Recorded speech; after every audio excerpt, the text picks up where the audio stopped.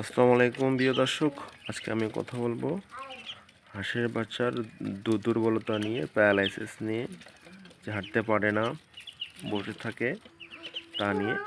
এটা মূলত হাঁসের বাচ্চার B1 B2 ভিটামিনজনিত সমস্যা।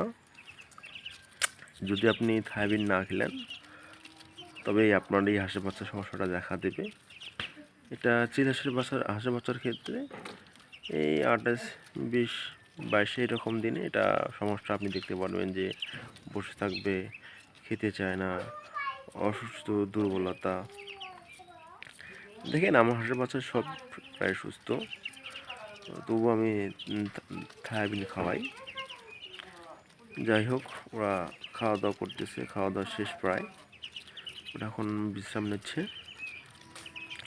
তো আপনারা যারা হাঁসের বাচ্চা পালেন, চিল হাঁসের বাচ্চা, তাদেরকে আমি বলবো যে আপনারা দেখবেন যে হাঁসের বাচ্চার 20 দিন বয়স হয়েছে এরকম টাইম, তখন আপনারা থায়াবিন খাওয়া শুরু করবেন। তো আপনারা কতটুকু খাওয়াবেন? থায়াবিন আপনারা 1 লিটার পানিতে 1 গ্রাম করে দেবেন, 3-4 দিন 5 দিন খাওয়াবেন, বুঝছেন?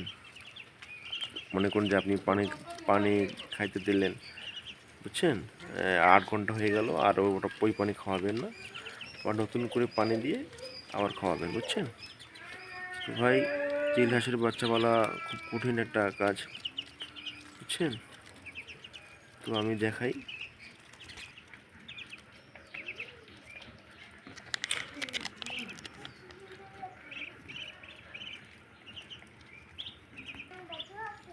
তো প্রিয় বন্ধুরা, আপনারা এই থায়াবিন খাওয়াবেন।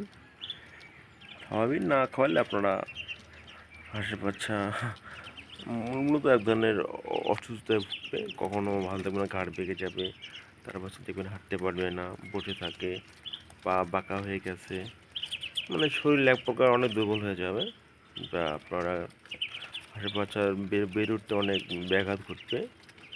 অনেক সময় দেখবেন যে একটু কর্মের মধ্যে হাঁসের বাচ্চা মারা গেছে, বুঝছেন ভাইয়া? তো প্রিয় বন্ধুগণ, আমি আশা করি যে আপনারা হাঁসের বাচ্চাকে থায়াবিন খাওয়াবেন যদি সফল হতে চান। তো প্রিয় বন্ধুগণ, যদি আমার কথা বলতে হয়ে থাকে আপনারা জানাবেন। তো আজকের কথা না বললে অন্যদিন কথা বলবো। ভালো থাকবেন, বাই।